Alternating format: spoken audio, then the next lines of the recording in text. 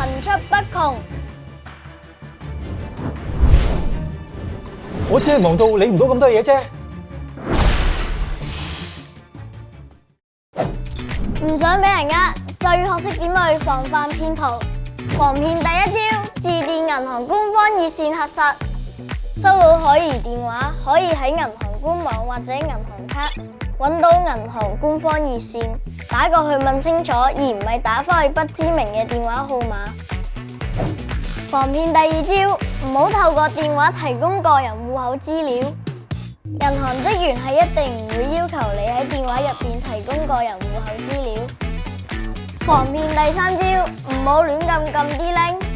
根據保障消費者防詐騙約章，銀行業界係唔會透過短信或電郵發送超連結要求客戶喺網上提供個人同信用卡資料。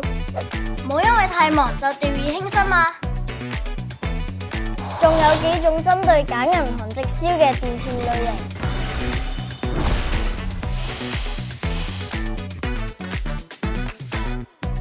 銀行公會提提你，學識防騙攻略，免招損失有保障。